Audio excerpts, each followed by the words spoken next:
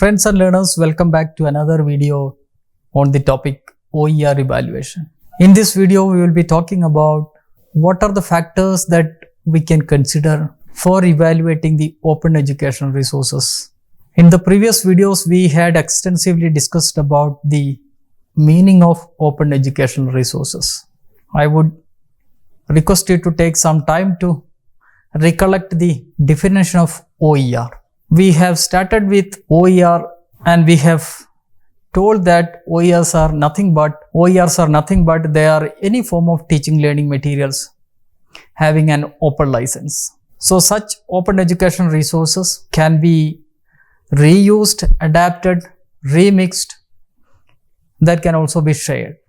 So there are many things that we can do with open educational resources. We have also discussed about the various types of OER. It includes almost all the types of digital teaching learning resources, such as image, graphics, picture, and the digital resources that you are seeing on the screen. Not only that, it includes animation, simulations, and the digital resources which you are seeing on the screen. So friends, there is absolutely no limit that way we can say. Many of the digital teaching learning resources, when they have an open license attached with it, this can be considered OER. Now the question is, since we have various types of OER and since they have an open license attached with it, anyone who is interested in using OER, they can make use of it. So, but when we are thinking of using an OER, we will definitely see its quality, whether this is a good OER, whether I can use it for my teaching learning purpose. So then the quality is very important with regard to open educational resources. So when we talk about why we need to evaluate OER, the first thing that we can quote is like, since there are different kinds of OER, of course, then the quality is a big concern. Say for example, we are seeing many images in the internet, and we have also seen that many of such images are not of good quality. There will not be any clarity. Some images are very clear, so we will make use of such quality images. This is the same with open education resources also. If you are seeing an open education resource in the form of e-text, you will see whether you can use it, whether it is having quality, and there are many things which are related to that. So one of the points which we can quote when we talk about the evaluation of OER is the availability of various open educational resources. So that again then leads to quality concerns. How the OERs are developed. Since there is no limit that anyone can develop any teaching learning resources which are digital in nature. Say for example, if I want to develop a video program, of course, no one would stop me. I can develop the video program. I can make it open education resource. But whether this will be used by any other teachers or any other people, that depends on how this video is developed. If it is not having good quality, then others will not be interested in using my OER, the video which I have developed. So friends, this is very important then, the quality of OER, and that's why we always go behind evaluating the OER. This can be done when developing the audios also, when developing the OERs. So in that case, evaluation is very important, evaluation of OER. Now when we talk about the evaluation, of course the quality comes in. Then how it is done, how you will judge the quality of OERs. We were saying that there are different types of OERs.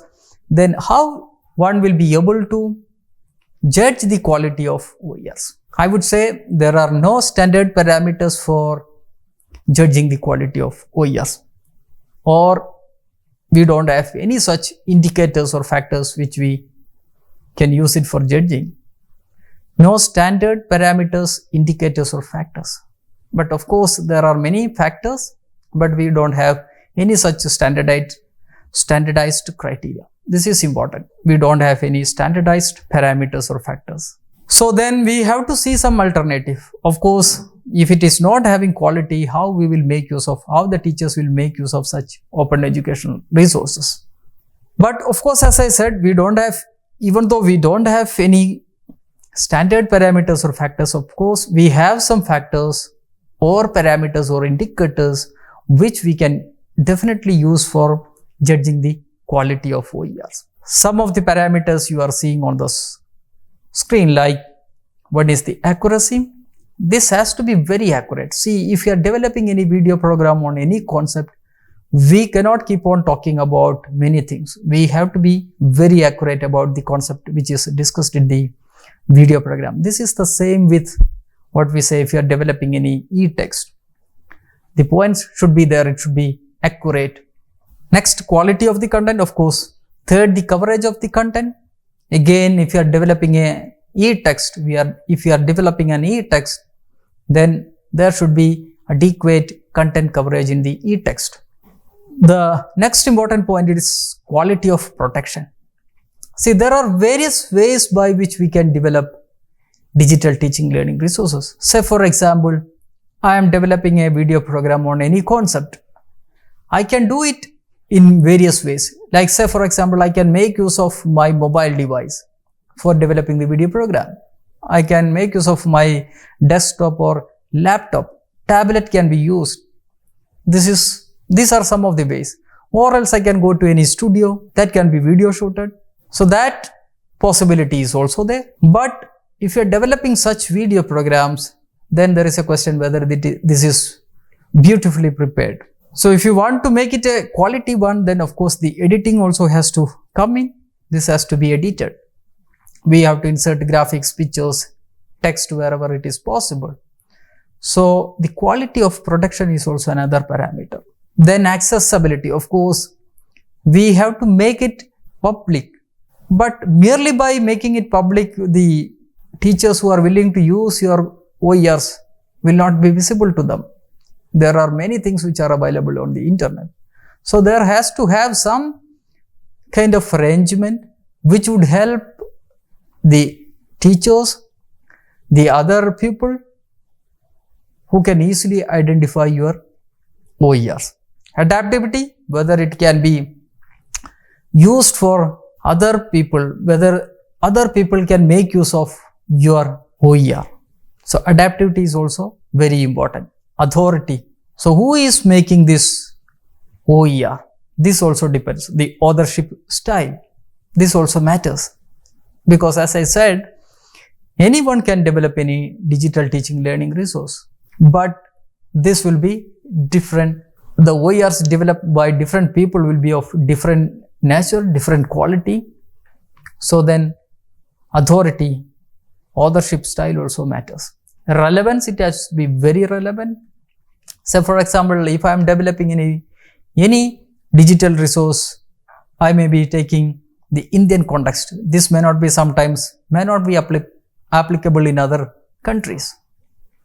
So then the relevance of the points, the relevance of the content, the relevance of the digital resources that you are using, everything matters. And the other important point is licensing. As we have seen in the previous videos, like the most popular license used is the Creative Commons license, which are of 6 in number. So what kind of license you will give to your open education resource? This also matters because there are restrictions in using depending upon the license that you are attaching with your open educational resource. Objectivity is also other parameter which would help us to judge the quality of OERs. So friends, as I said, there are no standard parameters, but these are some of the factors, parameters, indicators which of course anyone can make use of while they judge the quality of open educational resource. Now, when we talk about the judging the quality of OERs, the Commonwealth of Learning in 2015 have given couple of quality indicators. They are like, the first one is peer review. Of course, if I am developing a digital teaching learning resources, I will make it as an OER. Then I'll be giving to my colleagues so they can review the material that I have developed. If there are any changes to be made that can be pointed out. So peer reviewing is one of the quality indicators. User rating. So the OERs, many people use that, many teachers make use of the OERs, and when they give any rating, that can be also considered as an quality indicator. If they give good rating, then of course that OER will be considered as a good quality OER. Self-evaluation, something which is related to the peer reviewing. In peer reviewing, couple of colleagues, couple of people, they will review that and they will say that this is a good quality OER. This is also possible by self-evaluating. Say for example, I am developing again a video program. I will evaluate myself whether it is having quality, the OER that I have developed. So self-evaluation can also be considered as one of the quality indicators. Brand reputation is also there. Say for example, depends on the reputation of the people who are developing, reputation of the institution where they are attached. So in general, we can say the reputation also matters. The next one is facilities for content updation. So if you are giving such kind of a facility in the open education resources that we develop, then this can also be considered as a quality indicator. So friends, in general, these are the quality indicators which the Commonwealth of Learning has pointed out. Now, again, when we talk about the quality or evaluation of OERs, there is one framework which is known to be TIPS framework, TIPS. This framework was developed by the Commonwealth Educational Media Center for Asia, CEMCA. This is an associated body of Commonwealth of Learning. So, the CEMCA has developed a framework which is known to be the TIPS framework. Let us see what is this TIPS representing. As you are seeing on the slide, T represents teaching and learning processes. I represents information and material content. P represents presentation, product and format. S represents system, technical and technology.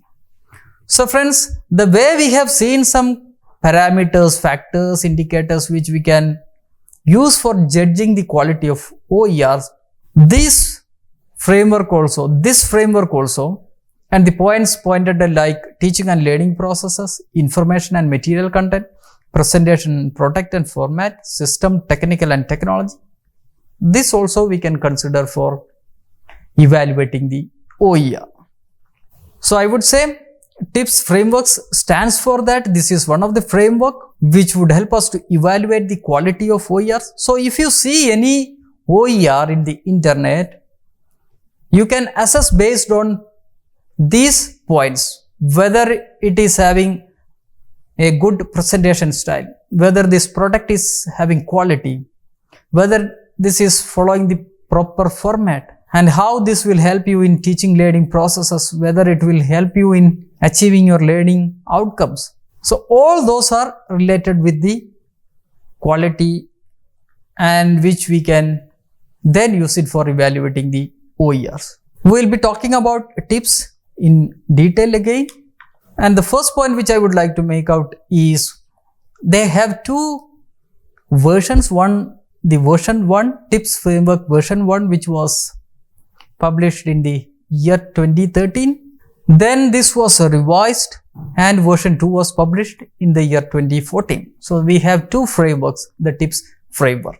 Let us see how this will be helping us to evaluate the quality of open educational resources. We were saying TIPS stands for teaching, information, presentation, system and all. Now, in each of those points, they have made the categories.